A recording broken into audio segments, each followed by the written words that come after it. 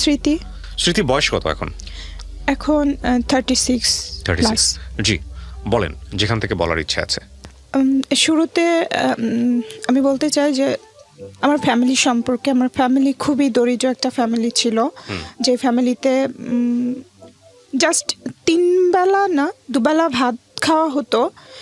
কখনোই না খেয়ে থাকা হয় নাই, ভাত খাওয়া হতো। সেটা লবণ দিয়েও হতে পারে, মরিচ ভর্তা দিয়েও হতে পারে, বা আলু ভর্তা দিয়েও হতে পারে। মানে খুবই দরিদ্র একটা পরিবারে আপনার জন্ম। ভাত খাইতাম, বাট তরকারির কোনো অপশন ছিল না।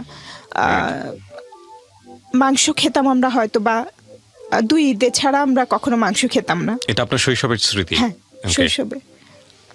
এবং আমাদের বাসায় জাস্ট আমাদের 2টো চৌকি ছিল আর একটা টেবিল ছিল, কোনো চেয়ার ছিল না, কোনো তোষক ছিল না, বেডশিট ছিল না, জাস্ট রান্না করার জন্য কয়েকটা হাঁড়ি পাতিল ছিল। এবং আমাদের কোনো বাড়িঘর ছিল না, আমরা মানে মানুষের বাসায় ভাড়া হিসেবে থাকতাম। আমরা 4 ভাই বোন ছিলাম।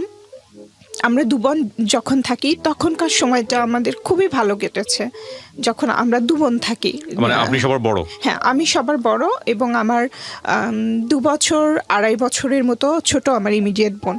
তো আমার ওই বোন হবার 5 বছর পর আমার 3 নাম্বার বোনটা হয়, এবং তখন আমার বয়স প্রায় 7 বছরের মতো। আমার বোনের সাথে আমার ডিফারেন্স 7 বছরের, 3 নাম্বার বোনের সাথে। তো সে হবার আগে পর্যন্ত আমাদের লাইফটা, যেহেতু আমরা ছোট ছিলাম, আমাদের লাইফটা খুবই ভালো ছিল। মানে খাবারের কষ্টটাও বুঝতাম না, এতটা ভালো ছিল যে আমরা বুঝতামই না, জাস্ট ভাত খাচ্ছি, এটাই আমাদের জন্য অনেক কিছু, এরকম ছিল। এবং আমি ছিলাম খুবই শান্তশিষ্ট, মানে খুবই শান্তশিষ্ট, আসলে বলার বাহিরে, যে 10টা কথা বললে হয়তো বা একটা কথারও উত্তর দিত না, এরকম ছিলাম আমি। ঠিক আমার উল্টা ছিল আমার বোন। তো দেখা যায় যখন থেকে আমি যখন স্কুলে ভর্তি হই, এটা হবে 5-6 বছর বয়সে, তার আগে মুহূর্ত আমি দেখেছি যে আমার বাবা মার কিছু চলাফেরা, যখন থেকে আমার বুদ্ধি হয়েছে তখন থেকে আমি নোটিস করেছি যে আমার মা ছিল একটু অন্যরকম। অভাব বা কোনো কিছু তাকে স্পর্শ করতো না, সে তার মতো করে ভালো থাকার চেষ্টা করতো। যেমন তার পোশাক আশাক, উনি যেই বাসায় তরকারি থাকে না, সেই বাসার মা বা যে কর্ত্রী, সে হচ্ছে স্লিভলেস ব্লাউজ পরতেন, হাত ভরা চুড়ি পরতেন, টিপ পরতেন, এভাবে চলেছেন উনি। তো এগুলো আমার ভালো লাগতো না, কেন জানি ভালো লাগতো না, জানি না, কিন্তু আমার ভালো লাগতো না। আমি বুঝতাম না এটার মানে খারাপ বা এটা অনেকের চোখে বাজে লাগে, এগুলো আমি কিছুই বুঝতাম না। জাস্ট আমি এতটুকু বুঝতাম যে আমার ভালো লাগতো না। এবং আমার বাবা মার সাথে, বাবা মার ভেতরে মিল ছিল না কোনো দিক দিয়েই, তাদের ইচ্ছা অনিচ্ছা কোনো কিছুতেই মিল ছিল না। আমার বাবা যেরকম, তার উল্টো আমার মা। বাট একটা পর্যায়ে গিয়ে যখন আমার 6 বছর বয়স, আমাকে স্কুলে ভর্তি করাইছে মাত্র, তারপরে একটা ঘটনা, আমার মা বিভিন্ন সময় বিভিন্ন লোকদের সাথে সম্পর্ক বলতে আমি বুঝাইছি যে পাতানো সম্পর্ক, যেটাকে বলে অনেকে, যে বাবা ভাই, এই ধরনের সম্পর্ক। তো এরকম সম্পর্ক করতে থাকে। একদিন আমাদের বাসায় তার ভাই বলে একজনকে আনেন, ওনাকে আমরা মামা বলেই ডাকি। তখন জাস্ট আমি একটু বুঝি। তো আমার মা আমাকে ওনার কোলে বসায় দেয়, ওই মামার কোলে, যেটা আমার এমনিতে খুবই শান্ত ছিলাম, আমার কোনো লোকজন ভালো লাগতো না, কোনো কিছুই আমার ভালো লাগতো না, জাস্ট আমি আমার মতো থাকতে পছন্দ করতাম। এবং তখন থেকেই আমার পড়াশোনার প্রতি একটা ইয়ে ছিল, আমার পড়তে ভালো লাগতো। যেহেতু মানে আমাদের বাসায় টিভি ছিল না, ফ্যান ছিল না, ফ্রিজ ছিল না, কিচ্ছু ছিল না, এবং আমি বাইরের বাচ্চাদের সাথে খেলতামও না। আমার বিনোদন বলতে ছিল বইয়ের পাতা, বইয়ের ভিতরে যে লেখা পড়তাম, ছবি দেখতাম, এগুলোই আমার সারাদিনের বিনোদন, আমার আর কিছুই ভালো লাগতো না। তো আমার মা ওই মামার কাছে আমাকে বসায়। আমার মা দেখছিল যে ওই মামাটা আমার স্পর্শ করছিল, এবং যেটা আমার খুবই বাজে লাগছিল এবং খুবই খারাপ লাগছিল, ভয়ও পাচ্ছিলাম। এবং আমার মনে আছে আমার চোখ দিয়ে পানিও বের হচ্ছিল, বাট আমি আমার মাকে বলতে পারছি না। এবং আমি যখন একটু জোরাজোরি করছিলাম, আমার মা আমাকে ধমক দিয়ে আবার ওনার কাছেই বসায় দিচ্ছিল। এটাই আমার লাইফের ফার্স্ট একটা অভিজ্ঞতা ছিল। আমি অত বেশি না বুঝলেও এতটুকু বুঝতাম। কোন ক্লাসে পড়েন আপনি তখন? তখন আমি মাত্র ভর্তি হয়েছি। মানে Class আপনার মা 1 চাচ্ছিল আপনি এই ধরনের অ্যাবিউজ হন বা দেখেও না দেখার ভান করছিল? হ্যাঁ, দেখে না দেখার ভান হোয়াট করছিল। ইন্টারেস্ট? কি ধরনের ইন্টারেস্ট কি থাকতে পারে? আপনি তো এখন ম্যাচিউর। তখন আমি যেটা বুঝতে পেরেছি, সে যাকে ভাই বলছে সে হ্যাপি থাকলে হয়তো বা সে আমার মাও কোনোভাবে হ্যাপি হবে। In what sense? হাউ? কিভাবে সম্ভব? লজিকটা থাকতে হবে তো। হয়তোবা চাচ্ছিল যে উনি আমার মাকে কিছু টাকা পয়সা দিবে বা একটা ভালো শাড়ি কিনে দিবে বা একটা গহনা কিনে দিবে, এতটা এরকম needy? কিছু। এত এইভাবে হয়?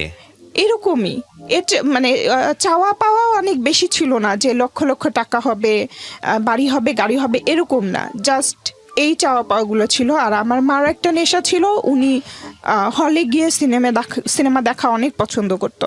তো আমার বাবা যে চাল কিনে রাখতো সারা মাসের, উনি চালটা আগেই কিনে রাখতো, কারণ টাকা শেষ হয়ে গেলে চাল কিনতে পারবে না। তরকারি চিন্তা করতো না, জাস্ট ভাতের ব্যবস্থাটা করে রাখ। এবং আমি দেখেছি আমার মাকে ওই চাল আমার মা বিক্রি করে দিত, 2 কেজি 1 কেজি এভাবে বিক্রি করে দিয়ে সেই টাকা দিয়ে আমার মা গিয়ে সিনেমা দেখতো। কখনো একাও যেত, অন্য কোনো লোকের সাথেও যেত, আমাদেরকে রেখেই। আমি কোনো চিন্তা করতাম না আমাকে নিয়ে, আমি জাস্ট সারাদিন বই নিয়ে বসে থাকতাম।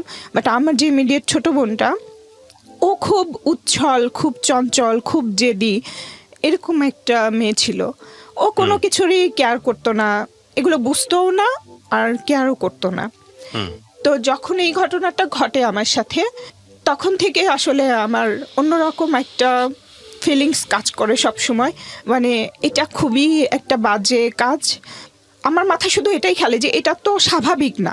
আমি বুঝতাম না এটার মানে কি, বাট আমার ভালো লাগতো না। এবং তারপর থেকে আমার কোনো পুরুষ মানুষ দেখলেই আমার ওই কথাটা মনে হতো এবং আমি অ্যাভয়েড করতাম। সেটা ছোট ছোট ছেলে মানুষ হোক, বড় হোক, বৃদ্ধ হোক, সবাইকে আমার একটু অন্যরকম লাগতো।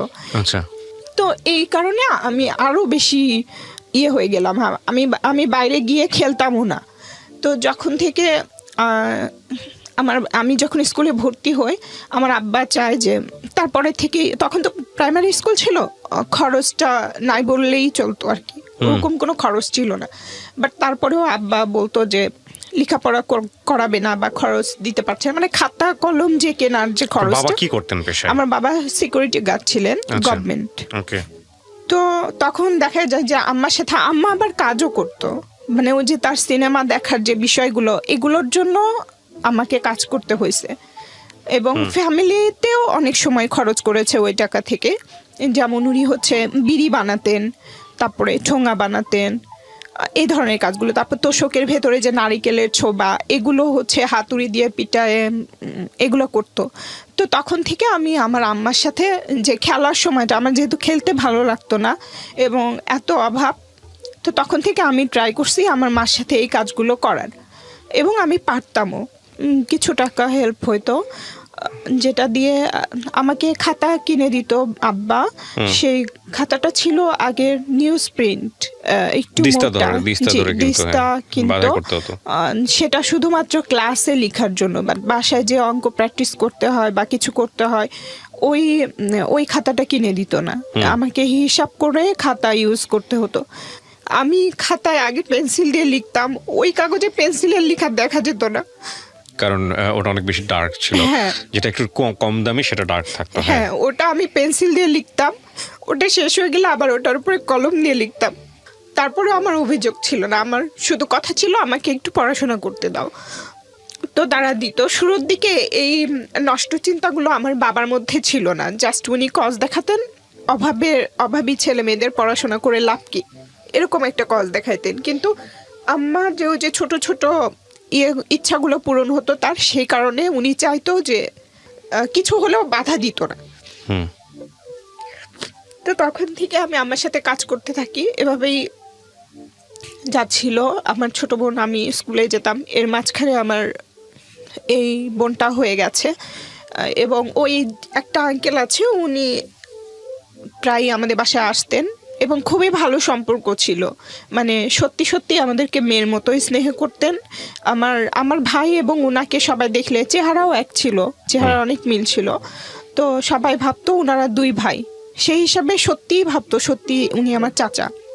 তো আমাদের বাসায় রেগুলার আসা যাওয়া করতো, দেখতাম যে আম্মার সাথে অনেক উনি সবসময় হাসি খুশি থাকতো, মানে সবসময় আব্বা না থাকলেও বাসায় ওনারা।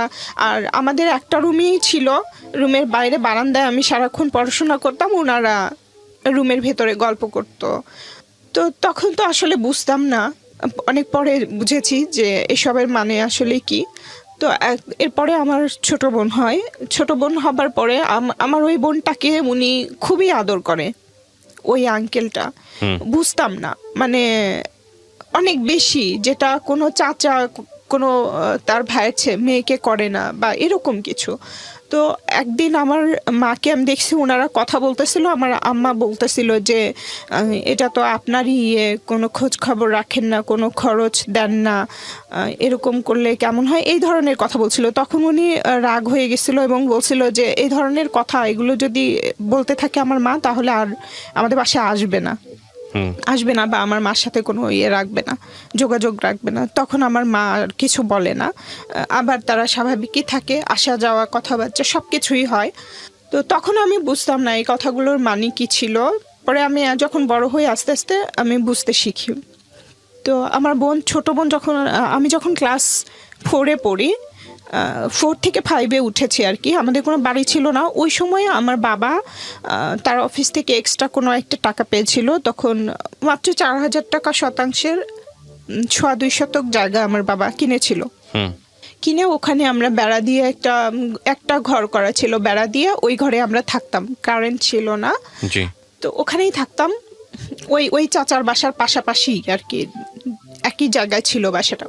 তো তখন ওই বাসায় দেখা যায় এলাকার অনেক, তখন আমি স্কুলে যাওয়া আসা করতাম, এলাকার অনেক ছেলে পেলে আমাকে ডিস্টার্ব করতো। সেটা আমি আমার মাকে এসে বলতাম যে এই ছেলে এটা বলছে, ওই ছেলে এটা বলছে। তো তখন তো আমি ছোট ছিলাম, যে কথাগুলো বলতাম আম্মাও করতো যে কেন বলবে এভাবে বা এটা কেন করে। তখন আম্মা আবার যে ওই ছেলেপেলেদের গার্জিয়ানদের জিজ্ঞেস করতো যে আপনার ছেলে এটা করছে ওইটা করতে, নিষেধ করবে। তো এরকম করতে থাকে, এরকম করতে করতে দেখা যায় যে একটা সময় বেশ মোটামুটি একটা হয়ে যায় যে তারা আমাদের উপরে বিরক্ত, যে মেয়ে থাকলে এরকম বলবে, সেটা নিয়ে কমপ্লেন করতে আসবেন কেন, এরকম আর কি। তো ওইটা নিয়েও আমার মা বিরক্ত হয় যে এদেরকে নিয়ে আমার কথা বলে যে তোদেরকে নিয়ে তো ভালো বিপদেই পড়তেছি দিনে দিনে। তো একটা সময় দেখা যায় আমার যে আমি আর একটা কথা বলতে ভুলে গেছি, যে আমি আমার বাবার সেকেন্ড ওয়াইফের মেয়ে, আমরা ছেলে মেয়ে। আমার বাবার ফার্স্ট ওয়াইফ ছিলেন, উনি মারা গেছেন 3টা ছেলে রেখে, ওনার কোনো মেয়ে নেই ওই সংসারে। তো ওই ভাইরা অনেক বড়, আমার মায়ের মতো বয়স বড় ভাইটার। তো যখন আসলে ওই ছোট ভাইয়ের, আমার যে ওই সংসারে আমার বড় মায়ের যে ছোট ছেলে, উনি আমাদের এলাকাতেই বিয়ে করেছে, ওখানে শ্বশুর বাড়িতেই থাকে উনি। তো ওনার খালা তো শালা, মানে খালা শাশুড়ির ছেলে আর কি। উনি আমাকে আমার বাসায় বিয়ের প্রস্তাব পাঠায়, আমাদের বাসায় আমার আব্বা আমার কাছে বিয়ে করবে আমাকে। তখন আমার আব্বা বলে এত ছোট মেয়ে, মাত্র ক্লাস 5-এ উঠলো, ওকে কি বিয়ে দিব না। আর আমি তো একদমই না, আমি তো পছন্দই করি না কোনো ছেলেপেলেকে, এটাও তো আব্বা বুঝে। তো আম্মাও খুব একটা রাজি না, বিয়ে দিবে না। বাট ওই ছেলেটা অনেক বেশি ডিস্টার্ব করতে থাকে, আমাদের বাসার দরজায় মদ খেয়ে এসে পড়ে থাকে। আপনি তখন কিসে পড়ছেন? আমি তখন ক্লাস 5-এ উঠেছি। আপনাকে বিয়ে করার জন্য? হ্যাঁ। না, আমার কোনো ভাই ছিল না। যে আমার যে বড় মার যে 3 ভাই ছিল, সেই 2 ভাই থাকতো তাদের গ্রামে, মানে বাগেরহাট, খুলনা বাগেরহাটে। আর একটা ভাই আমরা যেখানে থাকি ওখানেই বিয়ে করেছিল। বাট ওই 3 ভাইয়ের সাথে আমার বাবার সম্পর্ক ভালো না, যে কারণে আমাদেরকে মানে ওভাবে কখনোই টেক কেয়ার করেনি বড় ভাইয়ের মতো করে, বরঞ্চ অনেক সময় অনেক ধরনের ক্ষতি করার চেষ্টা করেছে বা অনেক অপমান অপদস্থ করেছে আমার বাবাকে, আমার মাকে। ওকে, যাই হোক। তারপর তো এটা যখন রাজি হয় না, ওই ছেলেটা এরকম করতে থাকে। একটা পর্যায়ে গিয়ে মা, এলাকাতেও একটু কথাবার্তা হয় যে বিয়ে দিয়ে দিলেই হয়, সংসার চালাইতে পারে না, ছেলে মেয়ে মানুষ করতে পারে না, তাহলে বিয়ে দিলে হয়, এরকম বলা বলি করতে থাকে। তো আব্বা আম্মা খুব বিরক্ত হয় এবং তখনই আব্বা আম্মার মাথায় ওইটা ঢুকে যায় যে আমাকে বিয়ে দিতে হবে। বিয়ে দিলে মানে তারা মুক্তি, আমাদেরকে যে আমাদের পিছনে যে খরচ এটাও হবে না, আর সব রকম ইয়ে থেকে হবে। কিন্তু বিয়েটা কাদেরকে দিবে, মানে যেসব এরকম অফার পেলে দিবে। তখনও পর্যন্ত আমাকে বিয়ের জন্য জোরাজোরি করে নাই। যখন আমি ক্লাস 5-এ পড়ি, ওই পড়া অবস্থাতে আমার বাবার বড় ভাইয়ের ছেলে, উনি হচ্ছে নিউ মার্কেটে বিজনেস আছে ওনার, রেস্টুরেন্ট বিজনেস। তো উনি আমাদের বাসায় যায়। এর মধ্যে বলে থাকি যে আমাদের কোনো আত্মীয় স্বজনদের সাথে আমাদের কোনো যোগাযোগ ছিল না। দাদা বাড়ির আত্মীয় স্বজনের সাথেও না, নানা বাড়ির আত্মীয় স্বজনের সাথেও ওভাবে ছিল না। নানা বাড়ির সাথে একটু ছিল, যেমন আমার একটাই মামা, নানার সাথে আমার আম্মার সম্পর্ক ভালো ছিল না, যে কারণে আমার নানা কখনোই আমাদের খোঁজ নেয় নাই। আমরা ছোটবেলায় দেখেছি কিনা ওইটাও মনে নাই। কিন্তু ওই মামা যখন আসতো, আমার মা খুবই বিরক্ত হতো, আমাদেরকে বলতো, আমাদের কিন্তু কিছুই ছিল না, তারপরেও দেখা গেছে হাঁড়ি পাতিল এখানে চিপায় লুকা রাখতো, কোনো কাপড় চোপড় থাকলে সেটা লুকিয়ে রাখতো, আর আমাদেরকে বলতো যে আসতেছে শুধু খাওয়ার জন্য আর নেবার জন্য। মানে এরকম একটা ধারণা, তার বাবা বাড়ি সম্পর্কে আমাদেরকে এরকম একটা ধারণা দিত যে তারা তো কোনো কাজে আসবেই না, বরঞ্চ উল্টা আরো নিতে আসতেছে, এরকম একটা ভাব করতো। তো ওনারাও আসতো না, আমরাও খুব একটা যেতাম না, অনেকদিন পর পরে যেতাম। এই নানি বাড়িতেই একটু বেড়াতে যেতাম, হয়তো 1-1.5 বছর পর বা 2 বছর পর 2-3 দিনের জন্য এরকম করে যেতাম। বাট নানা বাড়ি, দাদা বাড়ির কাউকেই আমরা দেখিনি, শুধু গল্প শুনেছি আব্বার কাছে। আমাদেরকে আমরা 2 বোন যখন ছোট, যখন আমার ওই বোনটা আমি যখন হাঁটতে পারি, ওরকম একটা সময় আমাদেরকে নিয়ে গিয়েছিল। এরপরে আর কখনো আমরা কোনো চাচা চাচি, ফুপু, দাদা দাদি কাউকেই দেখিনি এখন পর্যন্ত। না, এখন পর্যন্ত বলতে আমার বাবা মারা যাবার পরে দেখেছি কয়েকজনকে। তো কেউ আসতো না, জাস্ট ওই 3টা ভাই আসতো, হুটহাট করে একসময় চলে আসতো, তারপরে আমার আব্বার সাথে ঝগড়াঝাটি মারামারি করে চলে যেত।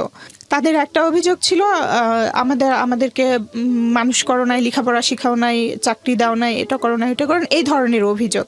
এবং বাসায় যা থাকতো, যে কটা জিনিস থাকতো, একটা কাঁথা আছে, কাঁথাটাও নিয়ে চলে যেত, একটা পাতিল আছে ওইটা নিয়েও চলে যেত, এরকম করতো। আর ওগুলো করতে গেলে যখনই আব্বা আম্মা বাধা দিত, তখনই মারামারি হতো। জাস্ট আমরা 2 বোন দরজায় চিপায় দাঁড়া দেখতাম যে এরকম বাবা ছেলে বা আমার মা এরকম ঝগড়াঝাটি মারামারি হচ্ছে। মানে চরম অসুস্থ পরিবেশ বলতে যেটা বোঝায়, অসুস্থ পরিবেশ। তো ওই ভাইটা হঠাৎ করে কেন জানি উনি বগুড়া, মানে আমাদের হোম ডিস্ট্রিক্টে যায় আর কি। ওনার বাবাও এই অফিসেই চাকরি করতেন, আমার বাবা যে অফিসে করেন ওই অফিসেই চাকরি করতেন। উনি মারা গেছেন, উনি আগে ওখানেই ছিলেন, মারা যাবার পরে ওই ফার্স্ট মনে হয় উনি গিয়েছিলেন। তখন আমি ক্লাস 5-এ পড়ি, এবং আমাকে দেখার পরে আমাদের ওই অভাব অনটন যখন আব্বা বলতে থাকে এরকম লেখাপড়া করতে চায়, অনেক ভালো স্টুডেন্ট, অনেক ভালো রেজাল্ট করে। এর মধ্যে আমি যখন ক্লাস 4-এ উঠি, 1 থেকে 4-এ, তখন আমার রোল হয় 1, যেটা সবাই আমাকে অনেক উৎসাহ দিচ্ছিল, অনেক প্রশংসা করছিল, আদর করছিল। অতটা না বুঝলেও এটা বুঝতাম যে আমি ভালো একটা কিছু করেছি, এই জন্য আমাকে, মানে ওইটা আমার জন্য ইন্সপায়ার হয়েছিল। আমার লেখাপড়ার প্রতি তখন আরও আগ্রহ বেড়ে যায়। তো আব্বা এরকম বলতে থাকে যে ও তো অনেক ভালো স্টুডেন্ট, লেখাপড়ার খরচ দিতে পারি না এসে। তখন আমার ওই চাচা বলে, তাহলে আমি আপনাকে, এর মধ্যে আবার আমাদের ওই বাড়িটা বিক্রিও করে দেওয়া হয়। আব্বা অনেক টাকা লোন করে ফেলে। আমার আব্বা খুবই বেহিসাবে একজন লোক, উনি মনে হয় তখন বেতন পেতেন হয়তো বা 1500 বা 1200 এরকম, বাট খরচ করে ফেলতো 3000 3,500 টাকার মতো, শুধুমাত্র তার চা আর সিগারেট। এবং উনি একা চা খেতেন না, একা সিগারেট খেতেন না, 3-4 জন মিলে বসতেন, সেটার উনি বলতেন যে লিখে রাখো। এভাবে বাকি জমা হয়ে যেত, ওইটা জমতে জমতে একসময় 10,000 20,000 এরকম টাকা হয়ে যেত। তো ওই টাকাগুলো আব্বার তো কোনো এক্সট্রা ইনকাম ছিল না, দিতে পারতো না। তখন দেখা যায় যে যেই অ্যামাউন্ট বেশি যার, সে হয়তো আব্বার কাছে আসতো যে ঠিক আছে আপনার মেয়েকে বিয়ে, আমার ছেলে বা আমার ভাই মানে বিয়ের প্রস্তাব নিয়ে আসতো, বিয়ে দিলে এই টাকাগুলো শোধ করে দিবে। তখন আব্বার ভিতরে একটা কাজ করতে থাকে, এবং আম্মার ভেতরে পুরাপুরি একটা লোভ কাজ করতে থাকে। তো আমার চাচাতো ভাই যিনি ছিলেন উনি আব্বাকে অফার দেয় যে আপনার বাড়িটা তো ছিল জাস্ট 1 বছরের মতো ছিল বাড়িটা, এরপরে বিক্রি করে দেওয়া হয়। তো বলছে যে আপনাকে একটা বাড়ি করে দিব আর কিছু টাকা দিব, আমার কথা বলে যে ওর সাথে আমি ওকে বিয়ে করতে চাই, এটা বলছে। এটা বলার পরে আব্বা আমাকে অনেক প্রেশার ক্রিয়েট, প্রথমে বুঝায়, যখন আমি বুঝি না তখন আমাকে প্রেশার ক্রিয়েট করে, এবং আম্মা তো পুরোপুরি মেন্টালি টর্চার করতে থাকে। তখন আমার বৃত্তি পরীক্ষা ছিল, মানে বৃত্তি পরীক্ষা আমার দেওয়ার ইচ্ছা ছিল, স্কুল থেকে সবাই চায় যে আমি পরীক্ষাটা দিই, বাট বৃত্তি আমাকে তো টিউশনিও করানোর মতো ছিল না, আব্বার প্রাইভেট টিচার ছিল না, আমরা বাসায় সারা দিন রাত পড়ে যতটুকু করার ততটুকু রেজাল্ট করতাম। তো একটা যে বৃত্তির একটা বই ছিল মোটা, সব সাবজেক্ট মিলায়ে, ওই বইটা কিনতে তখন বেশ ভালো টাকায় লাগতো, মনে হয় 100-150-200 এরকম টাকা লাগতো। তো ওই বইটা আব্বা আমাকে কিনে দিতে পারে নাই, এবং আব্বা বলছে যে পরীক্ষা দিতে হবে না।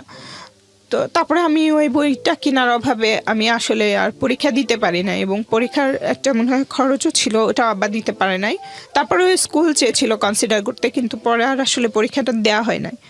তো তখন আমি ভাবি যে আমাকে কিছু করতে হবে, কিন্তু কি করব সেটা বুঝতেছিলাম না। আমি কিন্তু আম্মার সাথে সব কাজই করেছি, যেমন আমাদের ওদিকে ব্যাটারি ভাঙা বলতো, ব্যাটারি ভেঙে ভেতর থেকে একটা পার্টস আলাদা করা, এটার জন্য কিছু টাকা দিত, ওইটা আমি করতাম। তারপর ঠোঙা বানাতাম, এইসব করতাম আমি। আরো ওই পরে লেভেল থেকে আজকের এই যে জায়গাটায় বসে আছেন, দ্যাট ইজ কোয়াইট, মানে আমার জন্য খুব অবাক হচ্ছে আমি। মানে আপনি পড়াশোনা কমপ্লিট করেছেন কতদূর পর্যন্ত? আমি যখন অ্যাডমিশন টেস্ট দিতে আসি ঢাকায়, ওটা আসার পেছনেও একটা কারণ ছিল, ইচ্ছাটা আগে ছিল এবং আমি অনেকটা বাধ্য হয়েও এসেছি। তো অ্যাডমিশন টেস্ট যখন দিয়েছিলাম ঢাকা ইউনিভার্সিটি এবং জাহাঙ্গীরনগরে, রাজশাহীতে যাবার আমার কোনো অপশন ছিল না। তো আমার ঢাকা ইউনিভার্সিটিতে হয় নাই, জাহাঙ্গীরনগরে আমি চান্স পেয়েছিলাম। পড়াশোনা করা কমপ্লিট কতদূর পর্যন্ত? এখন আমার মাস্টার্স কমপ্লিট। আপনি এই জায়গা থেকে মাস্টার্স কমপ্লিট করেছেন? এটা কি সব নিজের অর্থায়নে নাকি? আচ্ছা, এবং তারপরে কি হয়েছে? হ্যাঁ, ব্যাটারির কথা বলছিলেন। হ্যাঁ, তারপর এইসব কাজ করতাম ওখান থেকে। এটা কোন ক্লাসের ঘটনা? এটা আমি ক্লাস 5 এর কথা বলছি। আমি কাজ করি আরো ছোট থেকে। তো চিন্তা করলাম আমাকে কিছু করতে হবে। তখন ওই সময়টাতে আমার মামা আসে গ্রাম থেকে, তা আমি মামার সাথে নানি বাড়িতে বেড়াইতে যেতে চাই। তখন আমার ক্লাস 5 এর পরীক্ষা হয়ে গেছে। তো আমার ভালো লাগছিল না কোনো কিছু। মামা বলছে আমার সাথে যাবি? তো আমি বলছি হ্যাঁ যাব। তো আমি বেড়াইতে গেছি, শুধু আমি একা গেছি, আমার ছোট বোনটা রয়ে গেছে। তখন আমার ছোট ভাইটার বয়স মাত্র হয়তো বা 1 মাস 1.5 মাস এরকম হবে, মানে আতুর ঘর যেটা বলে ওখানেই আছে আমার ভাই মা। তো আমি আমার মামার সাথে চলে যাই আমার নানি বাড়িতে বেড়াইতে কয়েকদিনের জন্য। এর মধ্যে আমার যে ছোট ভাইয়ের কথা বলেছিলাম, তার শালার জন্য আমার বিয়ের প্রস্তাব আসে। ওই ছোট ভাইটা কোনো একটা প্ল্যান করে আমাদের কোনো ক্ষতি করার জন্য, ওই রাগ থেকে যে আমরা তাদেরকে ডিনাই করেছি, যে তাদের প্রস্তাবটা মানি নাই, বিয়ে দেই না, বা এটা থেকে প্রতিশোধ নেওয়ার জন্যই হোক বা যেভাবেই হোক, তারা আমাদের কোনো একটা ক্ষতি করতে চাচ্ছিল। এই কারণে আসে আমাদের বাসায়, এসে দেখে আমি নাই। তো তখন আমার ওই ছোট বোনটাকে বলে যে আমাদের ওখানে মেলা হচ্ছে, চল মেলায় ঘুরতে নিয়ে যাই, এটা বলছে। তো আমার আম্মা তো জানে যে ওই ভাইটা ভালো না, আমাদের কোনো ক্ষতি করবে। তো আম্মা চাচ্ছিল যে না যেতে, বাট ও জেদ ধরে বসছে, ও যাবে। তো ওকে মেলায় নিয়ে গেছে। আমি খুবই শর্টকাটে বলছি, এর মধ্যে আরো অনেক বিষয় আছে। যেমন ওকে নিয়ে যাচ্ছিল একটা থানা, ওদের এলাকায় যখন ঢুকে গেছে, একটা থানা ক্রস করতে, ওই থানার সামনে দিয়ে যাচ্ছিল। তো আমার আব্বা দেখতে অনেক কালো ছিল, অনেক উঁচা লম্বা ছিল, আর আমার ভাইয়েরাও আব্বার মতো ছিল দেখতে। আর আমার ছোট বোনটা ছিল অনেক বেশি সুন্দর, পরীর মতো ছিল, মানে একদম পিঙ্ক কালারের গায়ের রং যেটা হয় সেরকম। তো যখন এরকম কয়েকটা লোকের সাথে, এরকম কালো কালো কয়েকটা লোকের সাথে এত সুন্দর একটা বাচ্চা যাচ্ছে, ওই থানার লোকজনেরা ওদেরকে ওখানেই আটকায় দেয় এবং প্রশ্ন করে যে কে কি। আমার বোন বলছে যে এটা আমার ভাই, বাট ওরা বিশ্বাস করছে না। তখন আমার আব্বার অফিসে ফোন দিয়ে আমার বাবাকে ডাকায় যে এরকম এরকম ঘটনা, আপনি আসেন, এটা কি আপনার মেয়ে কিনা আর ওইটা আপনার ছেলে কিনা। তো আমার আব্বা যায়, যাবার পরে বলে হ্যাঁ ছেলে। তো তখন ছেড়ে দেয়, আমার বাবা সহ তারা নিয়ে যায় একটা বাসায়। নিয়ে যে আমার বাবা যেটা বলেছে, আমার বাবাকে নাকি হাত পা বেঁধে গলায় ছুরি ধরে তারপরে এই কাজটা করা হয়েছে আমার বোন তখন ক্লাস 4-এ ওঠে। কি করা হয়েছিল? মানে আমার বোন ক্লাস 4-এ পড়ে, ওর সাথে ক্লাস 5-এ পড়ার একটা ছেলেকে বিয়ে দিয়েছিল। আপনার বাবাকে ধরে? হ্যাঁ। কেন? জাস্ট হচ্ছে একটা কালি লাগাই দেওয়ার জন্য। কেন করবে আপনার বাবাকে সেটা? আমার বাবা বিয়ে দিতে চাচ্ছিল না, যে কারণে এটা আমার বাবা বলেছে আমাদেরকে। পরে বড় হলে আমার আব্বার কাছে যখন গল্প শুনতাম তখন বলছে আমি বাধ্য হয়ে দিছিলাম এটা। তো ওই ছেলেটার সাথে, ওইটাও আমার ওই ভাইয়ের শালির দেবর ছিল। ওই ছেলেটার সাথে ও একটা বাচ্চা ছিল, আমার বোনও বাচ্চা ছিল। বিয়ে দিয়া ওখানে একটা রাত মানে রেখে দিছে, আমার বোনকে আসতে দেয় নাই, আমার বাবাকে পাঠিয়ে দিছে। তখন আমার আব্বা যখন খালি বাসায় আসছে তখন আম্মা বুঝতে পারছে যে কিছু একটা হয়েছে। তো তখন আব্বাকে বলছে কি হয়েছে, বলে এই ঘটনা। তখন বলছে যে না, এত ছোট মেয়েকে ওখানে কিভাবে রেখে আসছো, এই করছো। পরে সকালবেলা উঠে ওই যে আঙ্কেলের কথা বলছিলাম, যে আমার মা আঙ্কেলের সাথে একটা ভালো রিলেশন ছিল, ওই আন্টিকে নিয়ে আমার আম্মা যায় ওদের বাসায়, যে আমার ওই বোনকে নিয়ে আসে এবং তখনই তারা ডিভোর্স দিয়ে দেয়। জাস্ট ওটা কেন করছিল জানি না, তখন বুঝি নাই। এখন মনে হয় যে জাস্ট আমার ফ্যামিলিটা অনেক দরিদ্র ছিল, কিন্তু আমার কারণে এবং আমাদের দুই বোনের কারণে সারা গ্রামে আমাদের অন্যরকম একটা প্রশংসা ছিল। সবাই প্রশংসা করতো, আমার আব্বা আম্মাকে সম্মান করতো যে এই ঘরে এরকম 2টা বাচ্চা আছে যাদের আচার ব্যবহার কথাবার্তা সবকিছুই সবার পছন্দ। তো হয়তো বা এইসব কারণেও হতে পারে, যে জেলাস থেকে বা যে কোনো কারণেই হতে পারে এই কাজটা করছিল তারা, এবং তখনই ডিভোর্স হয়ে যায়। তো আমার বন্ধু তখন কিছু বুঝতো না, বিয়ে কি ডিভোর্স কি এসব কিছুই বুঝতো না। জাস্ট 1 সপ্তাহ পরে যখন আমি নানি বাড়িতে আসি, তখন আমাকে যখন বাসায় ঢোকার আগে কয়েকজন বলে তোমার বোনের তো এরকম বিয়ে হয়েছিল। তা আমিও তো তখন অত ভালো বুঝি না, জাস্ট বিয়ে শব্দটা পরিচিত, বাট বিয়ে মানে কি, ডিভোর্স কি, এগুলো তো অত ভালো বুঝতাম না। তা আমি আম্মাকে এসে বলি যে কি হয়েছে, বলে কি এরকম ঘটনা। তো যাই হোক, তখন পরে আমরা যখন স্কুলে যাইতাম ওকে সবাই বিভিন্নভাবে খ্যাপাইতো যে তোর তো বিয়ে হয়েছিল এটা ওটা। ওর আবার এটা খুব রাগ ছিল, জেদি ছিল, ভালো লাগতো না। তো তখন থেকে ওর স্কুলের প্রতি একটা অনীহা চলে আসে, মানে ও স্কুলে যাবে না, এসব কথা তার ভালো লাগে না। তো এরকম করতে থাকে, বাট আমি তো ছাড়বো না। তো স্কুলে যাইতে থাকলাম আমি, সব কিছু এভাবেই চলতেছিল। যাই হোক, স্কুলে গেলাম, একটা সময় দেখা গেছে আমার জন্য আরও হেল্প হলো। আমরা যখন আব্বা নেক্সটে একটা পাকা ঘর ভাড়া নিল, মানে যেটার মেঝে পাকা, তো তখন আমার জন্য আরও সুবিধা হলো। আব্বা আমাকে চক কিনে দিত, আমি পাকার মধ্যে অঙ্ক করতাম, মানে অঙ্কটা বিশেষ করে কাপড় দিয়ে মুছে আবার করতাম। এটা আমার জন্য অনেক বড় একটা সুযোগ ছিল ওই পাকা বাসাটা ভাড়া নেবার কারণে। এভাবেই পড়াশোনা হচ্ছিল, মানে রেজাল্টও খুব ভালো হচ্ছিল। যখন আমি এর মধ্যে আমার চাচাতো ভাইয়ের ওইটার জন্য আমাকে সবসময় প্রেশার ক্রিয়েট করা হচ্ছে। তো যাই হোক, আমি তখন পরিচিত একটা মামা ছিল, ওই মামারাও চাইতো যে আমাকে ভালো একটা কোনো জায়গায় বিয়ে দিবে, যেটার বিনিময়ে তারা সবাই বেনিফিটেড হবে। মানে দেখা গেছে বড় একটা টাকা দিবে, সেখান থেকে ওই মামা, মানে ওই যে পাতানো মামা, এটা হচ্ছে আর একটা পাতানো মামা, ওনারা বিহারি ছিল। আমার আব্বাও পছন্দ করতো ওনাকে, আম্মাও পছন্দ করতো। উনি একটা মেজরের সাথে সম্পর্ক নিয়ে আসছিল, যে এই মেজরটা একটা বউ আছে, বাট এখানে একটা বিয়ে করবে, বিনিময়ে আপনাদেরকে অনেক কিছু দিবে। হ্যাঁ, এটা বলে। তখন আব্বা আম্মা রাজি হয়ে যায়। তো আমাকে বলতে থাকে যে এরকম একটা লোক। আমি বলছি মেজর হোক বা যেই হোক, আমি বিয়ে করব না, যেই হোক না কেন বিয়ে করব না, সেটা যেই হোক। তো তখন ওনারা আমাকে একটা সেলাই মেশিন কিনে দেয় ওই মামা। তখন আমি সেলাই মেশিনটা নেই, মানে বিয়ের জন্য না, বলছে ঠিক আছে। ওনারা আমাকে আস্তে আস্তে কনভিন্স করতে চাচ্ছিল, মানে লোভ দেখায় হোক বা যে কারণে হোক। তো মামা আমাকে বলে যে একটা সেলাই, এটা আমি পরে বুঝতে পেরেছি যে এগুলো একটা ছিল। তো আমাকে একটা সেলাই মেশিন কিনে দিছে। আমি তখন ক্লাস 8-এ পড়ি, না 7-এ পড়ি। তখন আমাকে সেলাই মেশিন দিয়েছে এবং আমি একটা আপুর কাছ থেকে কাজও শিখি, সেলাইয়ের কাজ।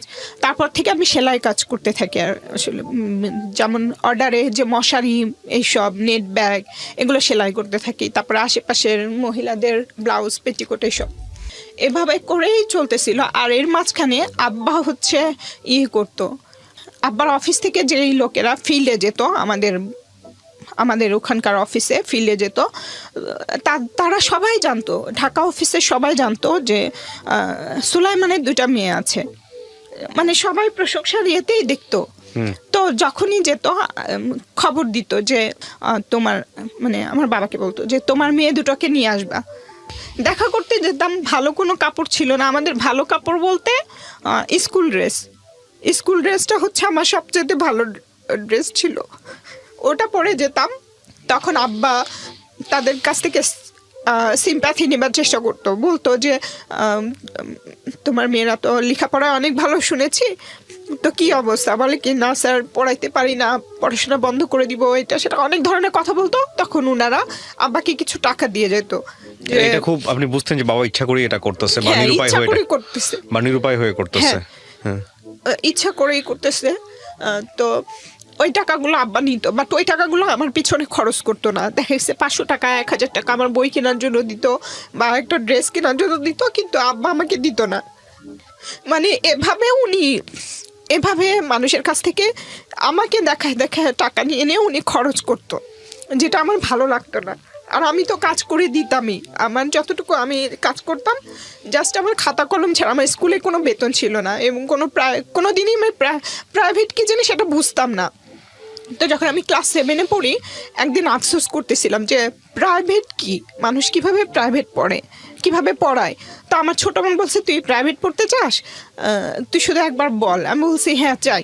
তখন ওর অনেক জেদ ছিল, ও যেটা জেদ করবে সেটা আমার বাবা মাকে দিতেই হবে। 1 দিন 2 দিন 10 দিন বিছানায় না খেয়ে বিছানার সাথে লেগে যাবে, উঠতে পারবে না, ও সেটাই করতো, না খেয়ে থাকতো যতক্ষণ তার ইচ্ছা পূরণ করবে না ততক্ষণ। তো একটা সময় যে আব্বা আম্মা বাধ্য হইতো তার ইচ্ছা পূরণ করতে, তো বলতো যে এরকম আমাদের 2জনকে প্রাইভেট পড়তে দিতে হবে। তো আম্মা পাশের এলাকার একজন মহিলা টিচার ঠিক করছে, তো আমরা যাচ্ছি খুব এক্সাইটেড, প্রাইভেট পড়বো, কিভাবে পড়ায় জানি না, তো প্রাইভেট পড়ে কি, আমি তখন ক্লাস 7-এ পড়ি। তো উনি যাবার পরে একটা মাদুর, যেটা বলে মাদুর বিছায় দিছে, আর উনি পেরিতে বসে আছে টিচার যিনি। তো আমাদেরকে অঙ্ক করাচ্ছে, দেখলাম যে আমি বলছি ম্যাডাম এটা বুঝি না, তো উনি অঙ্কের গাইড উল্টায় দেখতেছিল যে এটা এভাবে করতে হয়। তখন আমি মনে মনে বলি এটাকে প্রাইভেট বলে, তাহলে তো আমি তো নিজে পারবো, একটা নোট কিনে নিব অঙ্কের, তাহলে আমিই পারবো। পরে ওর পরের দিন আর যাই নাই, আমার লাইফের এটাই প্রাইভেট পড়া। তো যাই হোক, এভাবে চলছিল। যখন আমি ক্লাস 8 থেকে 9-এ উঠি, আমার আব্বা আম্মা আমার পড়াশোনা বন্ধ করে দিবে, এই চাচাতো ভাইকে বিয়ে না করলে পড়াশোনা বন্ধ করে দিবে, বা আরও অনেকগুলো অফার ছিল তাদের হাতে। ওই মেজর ছিল, তারপরে আরও কয়েকজন ছিল যারা তাদের বাড়ি করে দিবে, জায়গা ঋণ শোধ করে দিবে, অনেক টাকা পয়সা দিবে, এরকম অনেক অফার ছিল। যেটার কারণে আমার আব্বা আমাকে প্রেশার দিতে থাকে যে তুই যদি পড়াশোনা বন্ধ না করিস বা বিয়ে না করিস তাহলে হচ্ছে করব, তোকে বাসা থেকে বের করে দিব, এরকম বলে। তো আমি তখন পৃথিবীর কিছুই বুঝি না, আমি জাস্ট ঘরের ভেতরের জানা দেখা আর ক্লাসের ভিতরে দেখা, আর যাবার পথে যে ক্লাসে পড়তেন আপনি ওই সময়? তখন আমি ক্লাস 7 থেকে 8-এ উঠবো। ওকে। তখন তো আমি ওই শুধু অতটুকু রাস্তা চিনতাম, আর কিছু বুঝতাম না। তো আমাকে যদি বের করে দেয় আমি কোথায় যাব? তখন আমার মামা আবার আসে, ওই আমার যে আপন মামা উনি আসলে আমি মামাকে বলি যে মামা আপনার সাথে নিয়ে যাবেন, আমি আপনাদের ওখানে স্কুলে পড়াশোনা করব, ওখান থেকে আমি এসএসসি পরীক্ষা দিব, এখানে আব্বা আমাকে পড়াবে না।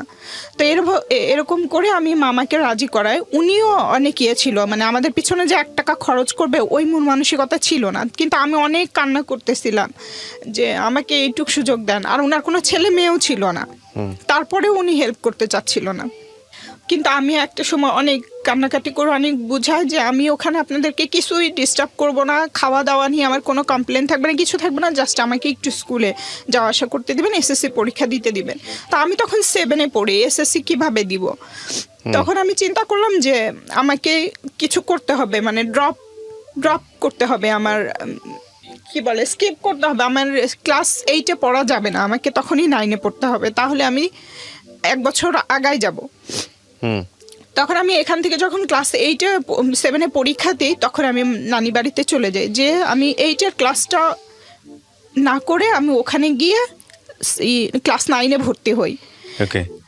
তো মাঝখানে আমি আবার এখানেও এসে থাকি 3-4 মাস করে, আবার ওখানে যাই। এখানে যখন আসি আমি ক্লাস 8-এর ক্লাস করি, যে স্কুলে পড়তাম 7 থেকে 8-এর ক্লাস করতাম, আর নানি বাড়িতে গিয়ে 9-এর ক্লাস করতাম একসাথে 8-9 এভাবে করে। তারপরে যখন আমি এখানে 9-এ উঠে যাই তখন তো ওখানে 10-এ উঠে যাই, তখন আমি ওখান থেকে পরীক্ষা দিই এবং আমার সাবজেক্ট ছিল সায়েন্স থেকে আমি পরীক্ষা দিই। আমার একটা খালাতো ভাই ছিল, উনি আমাকে হেল্প করেছে আমার ফিজিক্স, কেমিস্ট্রি, ম্যাথে, উনি আমাকে দেখাই দিতেন। আর এর মধ্যে আমি মামার বাড়িতে আর থাকতেও পারি নাই, মামা যে আমাকে হেল্প করতে চাচ্ছিল না, আমি তো একরকম জোর করেই গেছি। কিছুদিন পরে আমাকে ওখানে আর তারা রাখে নাই, তখন আমার মার দুঃসম্পর্কের মানে চাচাতো বোন আর কি, পাশের এলাকা, ওনার ওখানে আমাকে পাঠায় যে কোনোভাবে। যেহেতু আমি এখানে আসতে চাচ্ছিলাম না, আমি আম্মাকে কনভিন্স করছি যে তুমি শুধু আমাকে পরীক্ষা দিতে দাও, তোমার সব ইচ্ছা আমি পূরণ করব, শাড়ি, চুড়ি, গহনা যা আছে সব কিছু। এবং আমার মা দেখছি যে কোনো একটা মহিলাকে যদি কেউ সালাম দিত, মুরব্বী মহিলা বা ভদ্র মহিলাকে যদি কেউ সালাম দিত, এটা নিয়ে আমার মার খুব কমপ্লেন ছিল। ওই মহিলাকে সালাম দেয়, উনি কষ্টও পেত যে আমাদেরকে তো কেউ সালাম দেয় না। তখনই আমি মনে মনে ডিসিশন নিয়েছিলাম, একটা সময় তোমাকে সবাই সালাম দিবে, তোমাকে এমন একটা জায়গায় নিয়ে যাব। তো আমার মাকে এগুলো লোভ দেখায় যে তুমি জাস্ট আমাকে এসএসসিটা দিতে দাও। তো আমার কোনো রকমে রাজি হয়, রাজি হবার পর তার ওই বোনের বাসায় রাখে, ওখানেই থাকি। ওখান থেকে আমি পরীক্ষা দিই, খুবই ভালো রেজাল্ট হয়। তখন আমি তো 1 বছর আগে পরীক্ষা দিলাম, 2001-এর পরীক্ষা 2000-এ দিয়ে দিলাম। তখন আমার ফার্স্ট ডিভিশন, দুটোতে লেটার ছিল।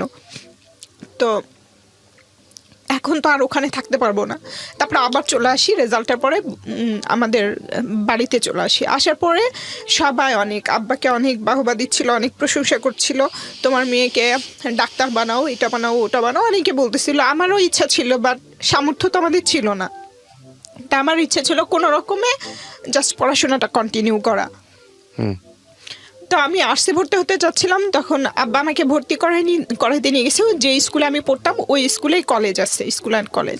তো স্যারেরা বলে যে না, ও এত ভালো স্টুডেন্ট, ওকে কেন আর্টসে ভর্তি করাবেন, সায়েন্সে ভর্তি করেন, ওর কোনো বেতন লাগবে না, কিচ্ছু লাগবে না, আমরা সব দিক দিয়ে সবভাবে হেল্প করবো। আমি আব্বাকে নিষেধ করতেছিলাম, কিন্তু আব্বা ওই মুহূর্তে স্বপ্ন দেখতেছিল যে তার মেয়ে ডাক্তার হবে, তার অনেক টাকা হবে, এরকম কিছু। তো আমাকে সায়েন্সে ভর্তি করায়। তো প্রাইভেট ছাড়া তো আমি সায়েন্সে ভালো করতে পারবো না, তারপরে বাসায় এত মেন্টাল টর্চার। তো যাই হোক, কোনো রকমে এভাবে পড়াশোনা করতেছিলাম, সারা দিন রাত পড়তাম, বুঝে হোক না বুঝে হোক পড়তে থাকতাম।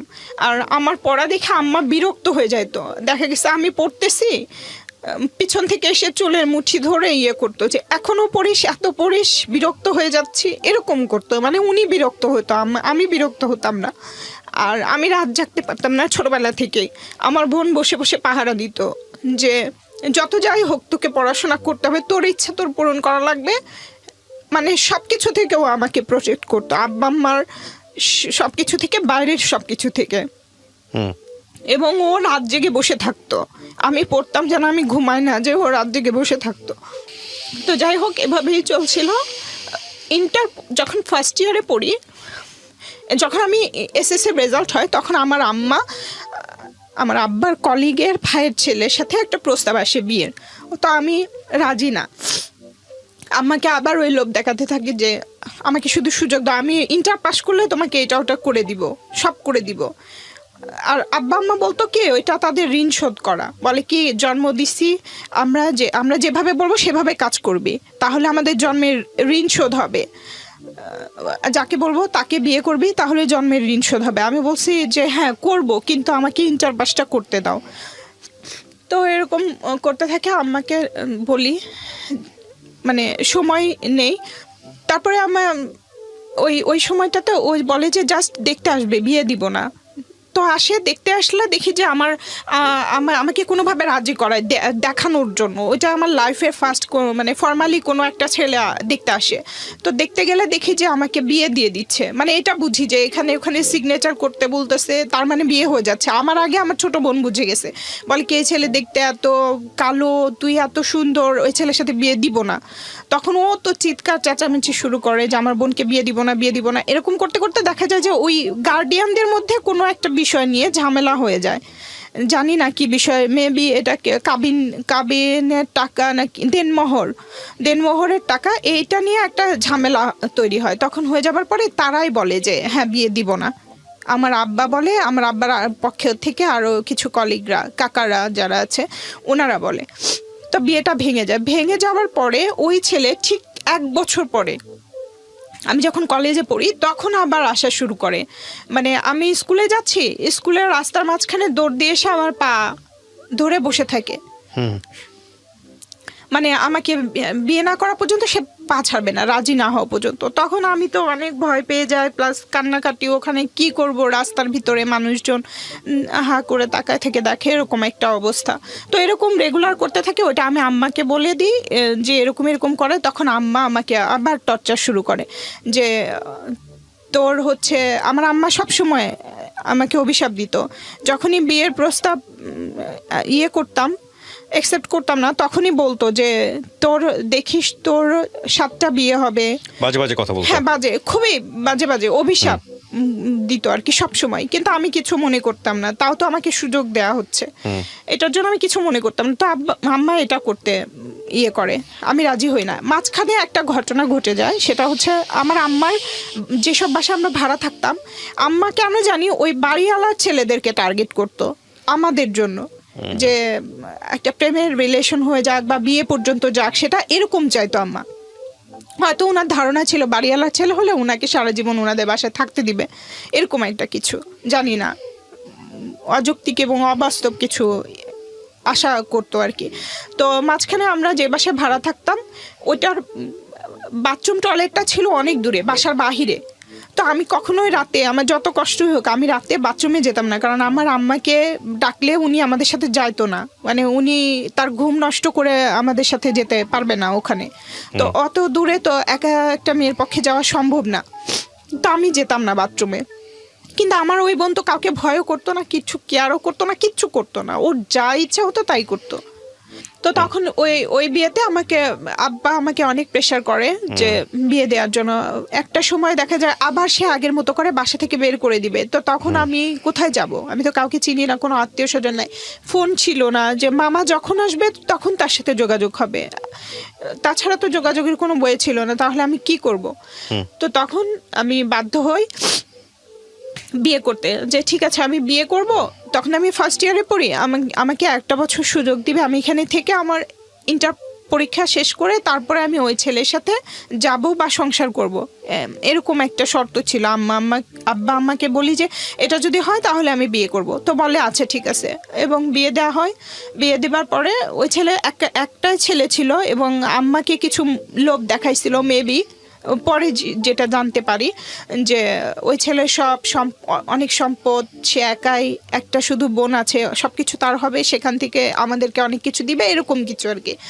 তো বিয়ে হয়, বিয়ের পরে যেদিন বিয়ে হয় সেদিনই আমাকে ওখানে পাঠানোর জন্য জোর করা হয়। ওই ছেলেও নিয়ে যাবে, আমার আম্মাও পাঠিয়ে দিবে। তখন আমি বললাম যে এরকম তো কথা ছিল না। যাই হোক গেলাম, যাবার পরে 1 সপ্তাহ থেকে এলাম। এরপরে আবার 2বার গেছি, 1 সপ্তাহ থাকছি, এবং এই যে 2-3 বার যাওয়া হলো, এর মাঝখানে আমি ওই ছেলেটার অনেক কিছু দেখেছি। ওখান থেকে আমি পালায় চলে আসি, এবং আমি চেষ্টা করেছিলাম যে আমি পরীক্ষাটা এখানে থেকে দিব, দেন তারপরে আবার তার সাথে সংসার করব, এরকম একটা প্ল্যান ছিল। বাট আমার মা সেটা হতে দিবে না, বলছে যেহেতু তাদের প্ল্যান সাকসেস হয় না, তাই আমাকে ওখান থেকে ডিভোর্স দিয়ে নিবে। কিন্তু এইটা নিয়ে ওই ছেলেটা আমাকে ডিভোর্স দিবে না, আমার আব্বা আম্মা চায় ডিভোর্স। এটা নিয়ে অনেক ঝামেলা হচ্ছিল, অনেক বেশি ঝামেলা হচ্ছিল, এবং সবকিছুতে প্রোটেক্ট করতেছিল আমার বোন আমাকে। আমার পক্ষে শুধুমাত্র সেই ছিল, আর কেউ ছিল না। আপনার ছোট? জি, আমার ছোট বোন। তো আর আমার 3 নাম্বার ছোট বোন যেটা, সেটা পুরোই আমার বিপক্ষে ছিল, আমার মায়ের পক্ষে ছিল। তো সে আমাকে ঘরের ভেতরে বন্ধ করে রাখছে, একটা ঘরের ভিতরে, এমনকি আমাকে সারাদিন বন্ধ করে রাখছে, আমাকে বাথরুমেও যেতে দেয় না। যে আমি যদি ওই ছেলের সাথে চলে যাই বা অন্য কোথাও চলে যাই বা ওই ছেলের সাথেই সংসার করি, এরকম কথা চিন্তা করে আমাকে বন্ধ করে রাখছে, আমি যেন কিছু করতে না পারি। এদিকে আমার বোন এই ঝামেলা দেখে, মানে ওই ছেলেটা আমার বোনকে মারপিটও করে, তো ওর অনেক জেদ ছিল, ও চাচ্ছিল যে একদম ওই ছেলেকে খুন করে ফেলবে, এরকম মানে বটি টটি নিয়ে মারামারি, এরকম একটা অবস্থা। আমি তো ঘরের ভেতরে বন্ধ। যাই হোক, আমার ওই বোনকে মারছে, অনেক অনেক বাজে বাজে কথা বলছে ওই যে আগের ঘটনাটা নিয়ে। এই কথাগুলো বলার পরে ওর যে চেপে যায়, যে কি করবে জানে না। তখন সে পাশের গ্রামে একটা ছেলে, এটাও একটা বাড়িওয়ালার ছেলে, আমি যখন থাকি না বাসায় তখন এই ঘটনাগুলো ঘটে। যেমন আমার বোনের বিয়ে দিছিল, তখন আমি বাসায় ছিলাম না। তারপরে আমার যখন এই ছেলের সাথে সম্পর্ক, আমি যখন আমার বিয়ের পরে শ্বশুর বাড়িতে গেলাম, তখন এই ছেলের সাথে রিলেশন হয়েছে, আমি কিছুই জানতাম না, এবং এই সব কিছু আমার মায়ের প্রশ্রয়েই হয়েছে। তো ওই ছেলের কাছে গেছে যে আমি তো এরকম সমস্যা, আপনি কি আমাকে বিয়ে করবেন? তাহলে আমি এই ঝামেলার ভিতরে আর থাকতে চাই না, আপনি বলছিলেন আমাকে বিয়ে করবেন। তো ওই ছেলে রাজি, হ্যাঁ বিয়ে করবো। বাট ওই ছেলের মা এসে ওখানে আমার বোনকে আবার মারপিট করে। তো এরকম করলে ও ওখানে যখন চলে যায়, আমি দরজা খোলা সুযোগ পেয়ে আমি ওই আমার বাসা থেকে আমি বের হয়ে যাই। কিন্তু কোথায় যাব? আমার একটা পাতানো বাবা ছিল ওই এলাকারই, হাজির সাহেব, ওনার বাসায় আমরা ভাড়া থাকতাম। ওনার বাসার অ্যাড্রেস আমি জানতাম, আর কারো অ্যাড্রেস জানতাম না। ওখান থেকে অন্য থানায়, আরেকটা থানায় ওই অ্যাড্রেসটা আমার মাথায় ছিল। তখন আমি বের হয়ে ওখানে চলে গেছি যে এত ঝামেলার মধ্যে আমি আর থাকবো না, যেদিকে দুই চোখ যায় সেদিকে চলে যাব। তো ওই অ্যাড্রেসটা আমি জানতাম, ওখানে গেছি। যাবার পরের দিন সকালে নানা বলতেছে যে তুই না বলে চলে আসছিস, বাসায় এরকম গ্যাঞ্জাম, টেনশন করবে সবাই, চল তোকে রেখে আসি। ওই দিন রাতে আমি ওখানে ছিলাম। তো নানা আমাকে পরের দিন নিয়ে আসছে। নিয়ে আসার পরে দেখি যে আমার আব্বা আম্মা সবাই হসপিটালে আমার বোনকে নিয়ে গেছে। তখন আমি শুনলাম যে কি হয়েছে, তখন সবাই বললো যে তোমার বোন এরকম বিষ খাইছে। বিষ কোথায় পাইলো? তখন আমি চিন্তা করতেছিলাম বিষ কোথায় পেলো এসে। তারপর আমিও নানাকে নিয়ে হসপিটালে গেলাম, যে দেখি সত্যি সত্যি মারা গেছে। ও, জীবনটা আপনাকে সাপোর্ট করতো? My goodness. কত বছরের জুনিয়র ছিল আপনার? 2.5 বছর। ওহো। ও বলতো যে তুই চিন্তা করিস না, তুই পড়াশোনা কর। আমিও তো পড়াশোনা, আমি ভালো রেজাল্ট করি না, বাট পড়াশোনা যদি করি বা বড় হয়ে যদি কোনো কাজ করি, তাহলে সুন্দর একটা শোকেস বানাবো, আর সেই শোকেসের ভিতরে তোকে ঢুকায় রাখবো, তাহলে আর কেউ বিয়েও করতে পারবে না। পরে ও মারা গেছে। তারপরে যাই হোক, মারা যাবার পরে দাফন হয়েছে, পোস্টমর্টম করতে চাইছিল আমার আম্মা আর ছোট বোন। এরা পোস্টমর্টম করতে দেয়নি, এরা পুলিশকে কি যেন বলছে, পুলিশরা আর পোস্টমর্টম করে নাই। কি বলছে জানি না, শুধু সবাই বলতেছে তোমার বোনের এত বুদ্ধি, ওর একটা কথাই পুলিশ আর পোস্টমর্টম করলো না। তারপরে এলাকার কয়েকজন মহিলা, মানে এলাকার বলতে যে বাসা আমরা ভাড়া থাকতাম, ওই বাড়িওয়ালার বোন, উনি অনেক উঁচা লম্বা, ওনার 3টা মেয়ে আছে আমাদের মতো, আম্মার মতোই বয়স। উনি এসে বলতেছে তোমার বোনের এত জেদ আর এত শক্তি, আমরা 3 জন মহিলা মিলায় তাকে চেষ্টা করছি বমি করানোর, সে বমি করবে না। দাঁতের সাথে দাঁত লাগা রাখছে, 3টা মহিলা দাঁত ধরে টানাটানি করতেছে, একজন বুকের উপরে বসে আছে, 2 হাত ধরে আছে 2 জন, তারপরেও শক্তিতে তার সাথে পারতেছিল না। তো তখন আমি বুঝছি যে কতটা জেদ আর রাগে সে মারা গেছে বা বাধ্য হয়েছে। তো পরে যখন আম্মার কাছে জিজ্ঞেস করলাম যে আম্মা কি হয়েছিল, আমাকে একটু বলো, তখন বলতেছে যে এই সব ঘটনা, যে আমার বোনকে মারছে, তারপরে ওই বাড়িওয়ালার বোন ওই পাশের গ্রামে গেলে মারছে বা মারপিট করছে, এটা নিয়ে মেম্বারের কানে গেছে, মেম্বার বিচার করতে আসছে। আসার পরে মেম্বার অনেক আজে বাজে কথা বলছে। ও রাগের চোটে হচ্ছে ঘরের ভেতরে ঢুকে এটা খাইছে, আমার আম্মা আমাকে বলতেছে। তখন আমি বললাম তাহলে ও ঔষধ পাইলো কোথায়? বলতেছে কে জানে কোথায় পাইছে, হয়তো কারো কাছ থেকে আনছে বা ওই ছেলেই দিছে যে খেয়ে মরে যাও, এরকম কিছু। সো আম্মা যেভাবে বলছিল ঘটনাটা যে এভাবে মারা গেছে, আমার কোনোভাবে বিশ্বাস হচ্ছিল না, কারণ আমাদের দরজাটা ছিল অনেক নড়বড়ে এবং চারপাশের যে বর্ডারটা ওইটা টিন দেয়া ছিল, টিনের বেড়া ছিল যেটাকে বলে। তো ওইটা আমার আম্মা এক ধাক্কা দিলে দরজাও ভেঙে যেত।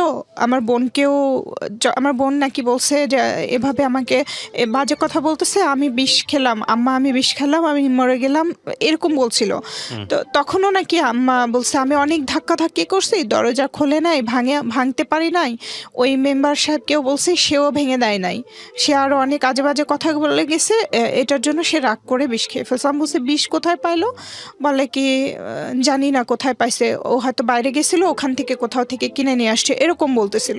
কিন্তু আমার বিশ্বাস হচ্ছিল না। বাট আমার কাছে তো কোনো প্রমাণ নাই, কারণ উনি আমাকে এবং আমার বোনকে অনেকবার এরকম সুযোগ করে দিয়েছে যে যখনই তাদের মত তাদের সাথে করতাম না, তাদের মতের সাথে একমত হতাম না, তখনই বলতো যে ফ্যানের সাথে গলায় দড়ি দিয়ে মারা যা, তারপরে ওইখানে দূরের ঔষধ আছে খেয়ে মারা যা, এরকম বলতো। কিন্তু আমি কখনোই ওইগুলো চিন্তা করি নাই।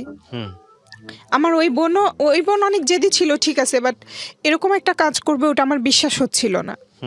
তো যাই হোক, যেহেতু হয়ে গেছে এখন তো কিছু করার নাই, আর আমার কথা বললেও তো কেউ তো বিশ্বাস করবে না। তো আমি কিছু বলি নাই, এবং আমার মা খুবই স্বাভাবিক কি ছিল। আব্বা একটু কষ্ট পাইছিল, বাট মা দেখা গেছে কয়েকদিন পরে খুবই স্বাভাবিক। এবং পরে যখন আমার বোন মারা গেল, এরপরে আমি ডিসিশন নিলাম যে আমি ডিভোর্স দিয়ে দিব, এই রিলেশন আর কন্টিনিউ করব না। তখন আম্মাকে বললাম, বলার পরে ডিভোর্স হয়ে গেল।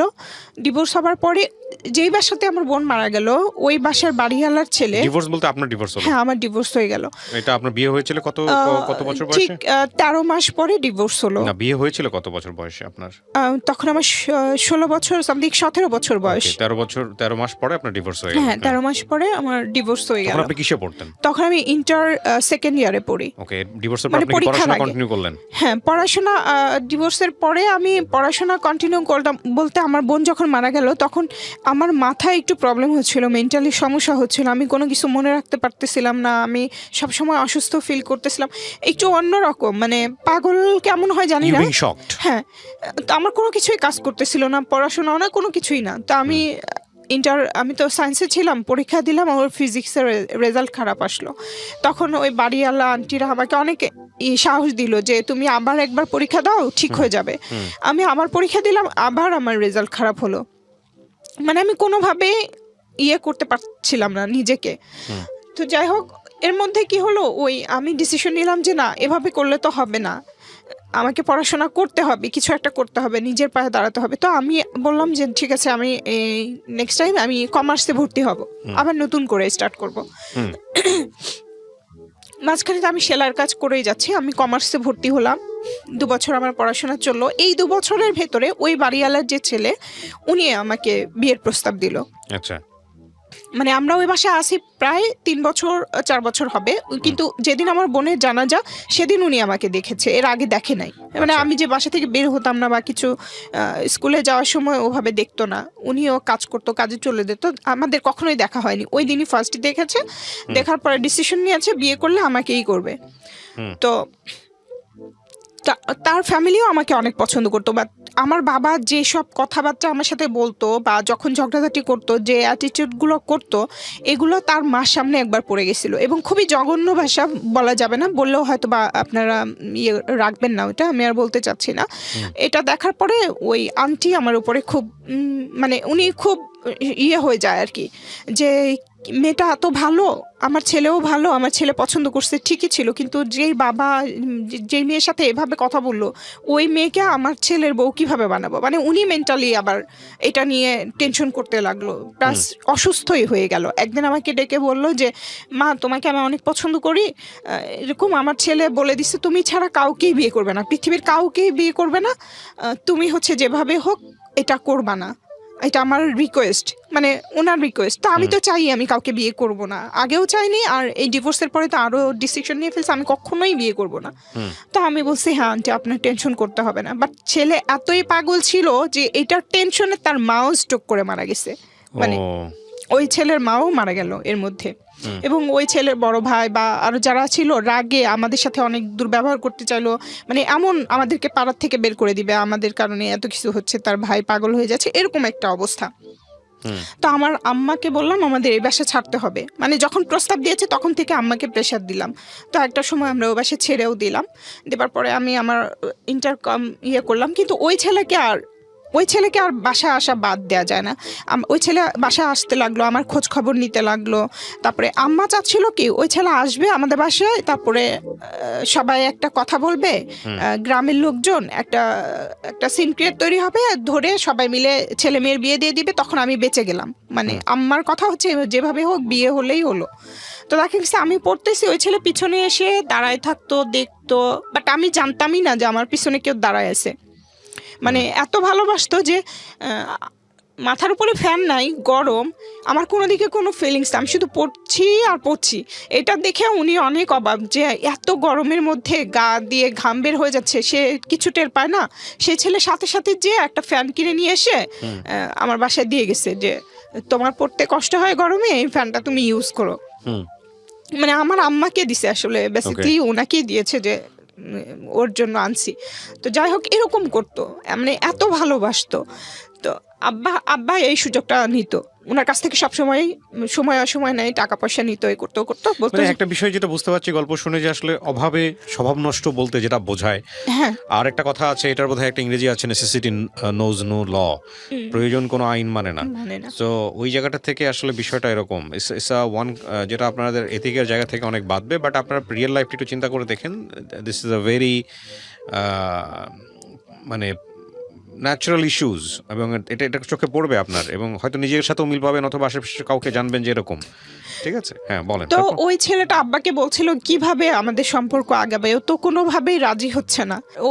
ও রাজি না হলে সমস্যা নাই, আমি তোমার কাছ থেকে টাকা নিচ্ছি, আমি এই স্ট্যাম্পে কথা দিচ্ছি, স্ট্যাম্পে লিখে যে আমি আমার মেয়েকে ইন্টার পাসের পরে তোমার সাথে বিয়ে দিতে আমি বদ্ধপরিকর বা অঙ্গীকারবদ্ধ, এটা বলে একটা সিগনেচার আবার দিয়ে দিছে। তো উনি আমাকে বলে না। এরপরে যখন আমার ইন্টার পরীক্ষা হয়ে গেল, তখন তো এর আগে ওই ছেলে আমাকে দেখাইছে যে তোমার আব্বা এভাবে আমাকে কথা দিছে, তুমি কি তোমার আব্বার কথাও রাখবা না?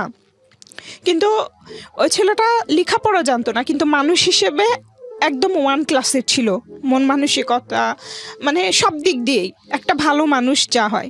কিন্তু আমরা ভাই বলে ডাকতাম, ছোটবেলা থেকে এত বেশি হ্যারাসমেন্ট হয়েছি, মানে একটা ভাই সব জায়গাতেই খুঁজে বেড়াতাম যে একটা ভাই থাকবে যে আমাদের সব কিছু থেকে প্রোটেক্ট করবে, এরকম ভাবতাম।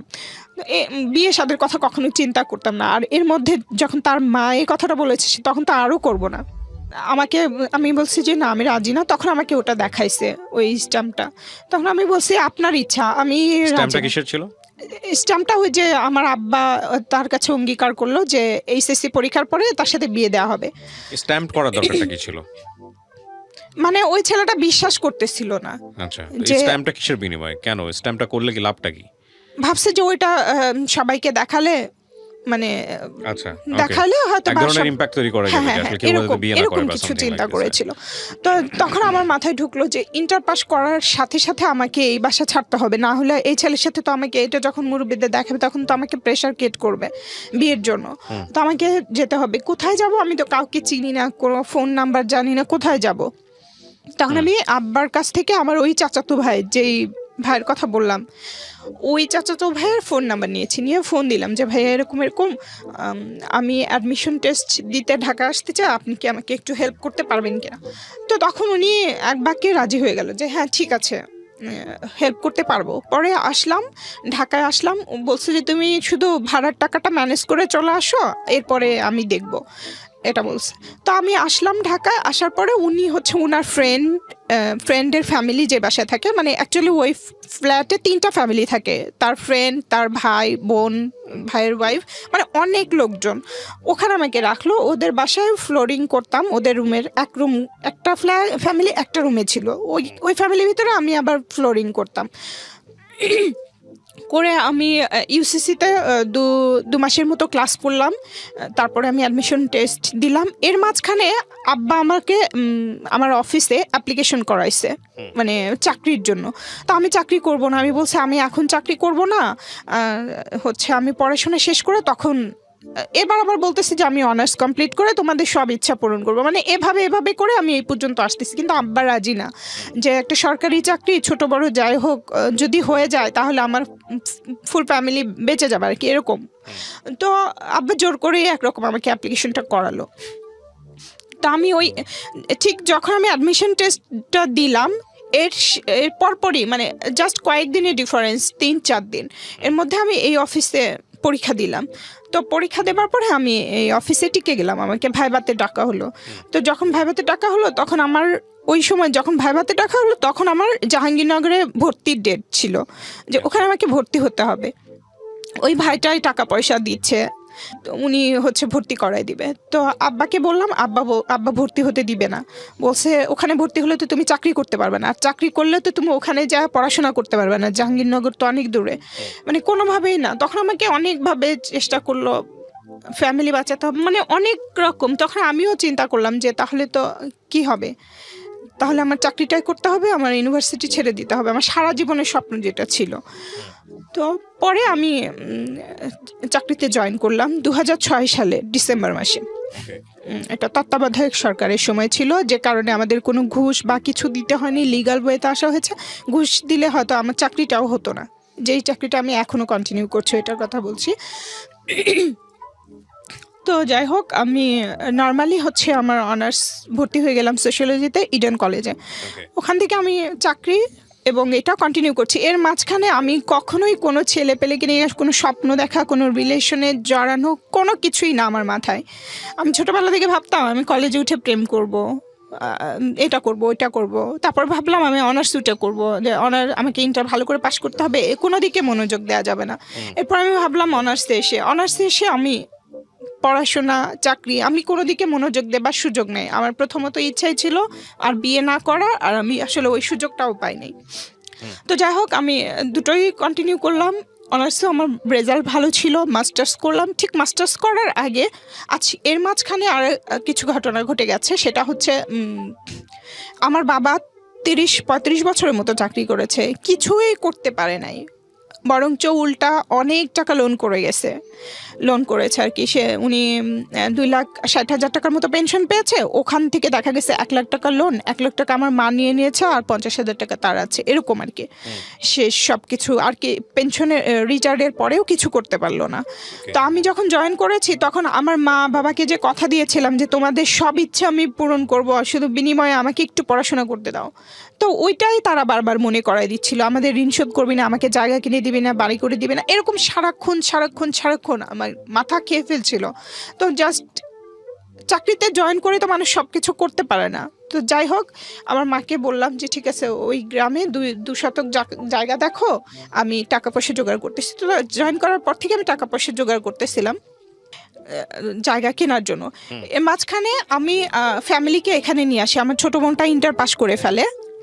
ইন্টার পাস করার পরে ওকে এখানে মানে এসএসসি পাস করার পরে আমি ঢাকায় শিফট করি, ফুল ফ্যামিলিকে ঢাকায় নিয়ে আসি। তখন আমরা সানার পাড়ে একটা বাসায় ভাড়া থাকতাম, ওদিকে ভাড়াটা একটু কম ছিল, এই কারণে ওদিকে ভাড়া নেওয়া হয়। তো ভাড়া নেবার পরে আমার সবাই ফুল ফ্যামিলি নিয়ে আসার পর আমার বোনকে বদ্রুনেসায় ভর্তি করা, ওর সব খরচ আমি দিচ্ছি, বাসা ভাড়া আমি দিচ্ছি, বাজার খরচ সব আমি দিচ্ছি। জাস্ট রিটায়ার্ডের সময়ও আমার বাবা বেতন পেয়েছে 6,000 সামথিং, এরকম 7,000 টাকাও না। তো সেই টাকা দিয়ে ঘর ভাড়াও দেওয়া যেত না, খাওয়াও যেত না। তার মানে সব কিছু ওই টাকা দিয়ে তার সিগারেট খেতেই চলে যায়। এবং আরেকটা কথা বলে রাখি, আমার বাবা এতই অসুস্থ, আমি জন্মের পরে আমার বাবার দাঁত দেখেছি একটা, মানে উনি তখনই এত বৃদ্ধ ছিল এবং শারীরিকভাবে অসুস্থ ছিল, তখন থেকে এই অবস্থা পর্যন্ত। এরপরে উনি সিগারেট খেতেন, চা খেতেন এরকম, এবং খুবই বেখেয়ালি ছিলেন, কেয়ারলেস ফ্যামিলির প্রতি।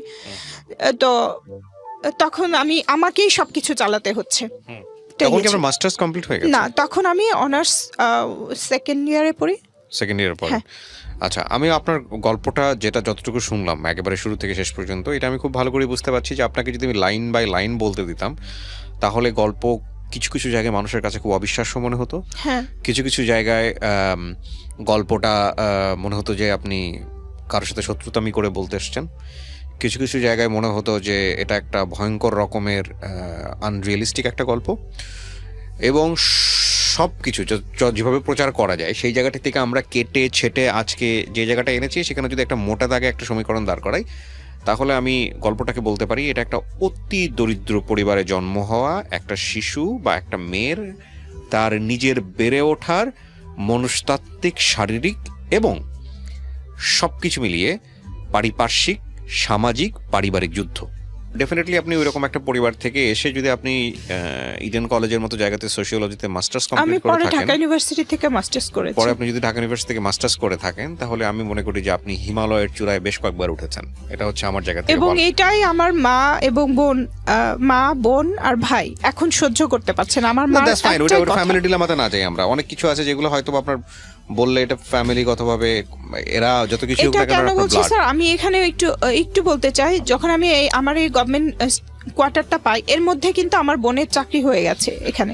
আমি আপনাকে একটা কথা বলি, আমি আপনার গল্পে যদি কোনো মেসেজ বের করতে চাই, আপনি যেটা বলছিলাম, আমি তো ইন্টারাপ্ট করছি কারণ আমি জানি আপনার গল্প যদি আমি ওইভাবে বলতে দিতে চাই আপনার ঘন্টার পর ঘন্টা চলে যাবে, বলা শেষ হবে না। আর এর দিন শেষে আসলে গল্প একটা জগা খিচুড়ি জায়গায় চলে যাবে, কারণ আপনি যেভাবে রিয়েল লাইফটাকে এইভাবে আনতে চাচ্ছেন, সেখানে আমি যদি বলি যে একটা ব্রডার মেসেজটা কি, সেই মেসেজের জায়গাটা হারায় যাবে। আমি বরং এই জায়গাটাই বড় করে দেখতে চাই যে আপনি খুবই জঘন্য, আপনার কথা যদি সত্যি হয়ে থাকে, আপনি খুবই জঘন্য একটা পরিবারে বা পরিবেশের মধ্যে বড় হয়েছেন, যেটা আপনার কথা যদি সত্য হয়ে থাকে, যেটা প্রুফ করার কোনো সুযোগ নাই, যেটা আপনি বারবারই বলছিলেন যে মা আপনার সাথে প্রপার জাস্টিস করেনি, বাবা আপনার সাথে প্রপার জাস্টিস করেনি। কিন্তু হয় কি, আমাদের মিডিয়াতে আমরা বাবা মাকে যেভাবে ফোকাস করি বা যেভাবে দেখে অভ্যস্ত নাটক, সিনেমা বা সমস্ত জায়গাতে, সেখানে এইসব রিয়েলিস্টিক কথা মানুষ খুব একটা সহজে নিতে পারবে না। কিন্তু নিজে যদি নিজের জায়গা থেকে চিন্তা করে দেখে বা অন্য জায়গা থেকে যদি চিন্তা করে যে আসলে এগুলো মানুষের জীবনে হয় কিনা, তখন কিন্তু খুব সহজেই উত্তরটা পেয়ে যাবে যে হ্যাঁ, দ্যাট ইজ অ্যাবসলিউটলি ট্রু। তো আমি সেই জায়গা থেকে একটু জিনিস বলতে চাই যে স্ক্যাটার্ডলি কোনো কিছু না করে, কারণ আমাদের প্রত্যেকটা গল্পেরই তো একটা মেসেজ থাকে, সেই মেসেজের জায়গা থেকে আমরা দুটো জায়গায় এসে ফিনিশিং লাইন টানতে চাই। একটা হচ্ছে আপনার গল্পের মধ্যে যত আপস অ্যান্ড ডাউন, যত কিছুই হয়েছে, যত অপ্রীতিকর ঘটনা ঘটেছে, শেষ পর্যন্ত আপনি আপনার গন্তব্য থেকে বিচ্যুত হননি। আপনি লেখাপড়া করেছেন, আপনি এখন সরকারি একটা জব করেন, আমি যদি ভুল না করে থাকি, রাইট? হ্যাঁ, এখন তারা চাচ্ছে যে তারা চাওয়ার যে ঘটনা আমি যেতেই চাই না। হ্যাঁ, তারা আপনার জীবনে কখনোই ভালো চায়নি, এটা আপনার কথা যদি হয়ে থাকে তাহলে এটাই সত্য। কিন্তু এটা কতটুকু সত্য কতটুকু মিথ্যা এটা আপনি ভালো জানেন। আমি ওই জায়গাটায় যেতেই চাচ্ছি না। আমি যেতে চাচ্ছি যে আপনার এই চাওয়া না চাওয়া এই রকম তিক্ত পরিবেশের মধ্যে আপনার কথা যদি সত্য হয়ে থাকে, আপনি মাস্টার্স পাস করেছেন ঢাকা ইউনিভার্সিটি থেকে, অনার্স করেছেন ইডেন থেকে, এবং শেষ পর্যন্ত আপনি একটা গভর্নমেন্ট জব করছেন, রাইট? তো আপনাকে মুখে বলতে হবে, কারণ আপনার মাথায় ইশারা দেখে লোকজন বুঝতে পারবে না। করেছেন তো? হ্যাঁ, করেছে। এটা যদি করে থাকেন তাহলে definitely is your achievement. We want to focus the achievement.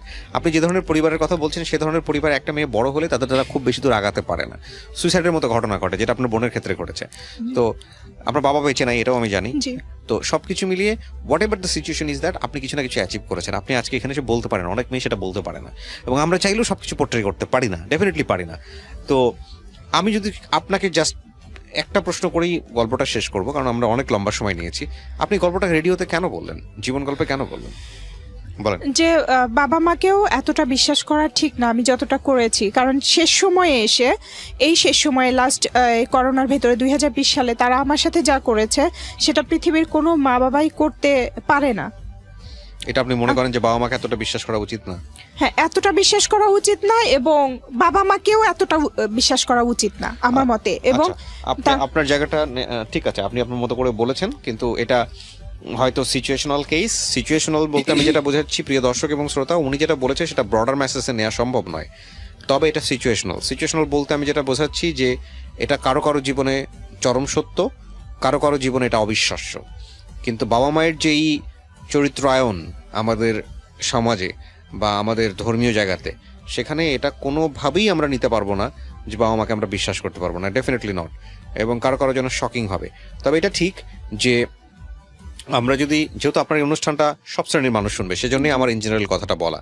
হ্যাঁ, কিন্তু আপনার অভিজ্ঞতা থেকে আপনি হয়তো আপনার বাবা মাকে যেভাবে চিন্তা করেছেন সেটাই আপনি বলেছেন, কিন্তু পৃথিবীতে অসংখ্য সন্তান আছে যারা আপনার বাবা মার কথা বলবো না। হ্যাঁ, এক্স্যাক্টলি, আমি সেটাই বলছিলাম যে পৃথিবীতে অসংখ্য সন্তান আছে যারা এই কথা শুনলে শকড হবে। না, আমি সব বাবা মার কথা বলি না, যে কিছু বাবা মা আছে যাদেরকে আসলে বিশ্বাস করা উচিত না, এবং তারা সব সময় আমার সাথে আমার বিশ্বাস। কিছু বাবা মার এক্সপেরিয়েন্স তো আপনার লাইফে নাই, আপনার লাইফে আপনার বাবা মার এক্সপেরিয়েন্সে আছে। তো সেই জায়গাটা থেকে শুধু একটা কথাই বলার আছে, সেটা হলো যে আমি যদি বড় করে কোনো কিছু দেখতে চাই, আপনি বলতেছেন এইটা, আপনার বাবা মাকে যদি পাশে বসানোর সুযোগ থাকতো, তারাও 1000টা কমপ্লেন আপনার বিরুদ্ধে দাঁড় করাতো তাদের মতো করে।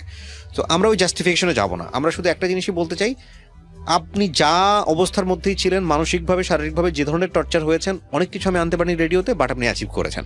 সেই অ্যাচিভের জায়গাটা আমি বড় করে দেখতে চাই। সো আজকে যদি স্মৃতির এই জিনিসটাকে একটু বড় করে দেখতে হয় আমাদেরকে, তাহলে আমরা বলবো যে তোমরা এই জিনিসটাকেই, বা যারা শিশু অবস্থায় আছো, পড়াশোনা করছো, তারা এই জিনিসটাকে বড় করে দেখো যে জীবনে একটা জায়গায় পৌঁছাতে হলে মানে তুমি যদি তোমার ভয়েস রেইজ করতে চাও, তুমি যদি কথা বলতে চাও, তোমার ভয়েস যদি হাজার মানুষের কানে পৌঁছাতে চাও, তাহলে তোমাকে একটা জায়গায় যেতে হবে, একটা জায়গায় পৌঁছাতে হবে। সেই পৌঁছানোর কোনো বিকল্প নাই। এটাই হচ্ছে ultimate message of this story. আমি থ্যাংক ইউ জানাই স্মৃতি। আই এম রিয়েলি সরি যে আমি আপনার প্রত্যেকটা কথা এখানে পোর্ট্রে করতে পারবো না। আপনি সময় নিলেও আমার পক্ষে সেটা সম্ভব না, আমি ফেলে দিব। কারণ আপনি লাইফে যে পাজলটা ফেস করেছেন, ডেফিনেটলি সেটা আমার পক্ষে পোর্ট্রে করা সম্ভব নয় গণমাধ্যমে। বাট আমি ব্যক্তিগতভাবে আপনাকে সরি বলতেছি এই কারণে যে আপনি যদি সত্যি সত্যি এটা ফেস করে থাকেন, দ্যাটস রিয়েলি টাফ। দ্যাটস একটা মেয়ের জন্য আসলে মানসিকভাবে বাধাগ্রস্ত হওয়ার জন্য যত রকমের প্রবলেম ফেস করতে হয় আপনার পরিবারে বা অন্যান্য জায়গাগুলোতে, সেটার এক্সট্রিম লেভেল আপনি ফেস করেছেন। এবং তারপরেও আলহামদুলিল্লাহ আপনি একটা জায়গায় আসতে পেরেছেন, যে জায়গা থেকে আপনি অন্তত নিজে এখন সিদ্ধান্ত নিতে পারেন। আপনি যদি জব করে থাকেন, you earn something, so you can take your decision own. So এটা একটা ব্লেজিং জায়গা, গিফটেড জায়গা। তো আমি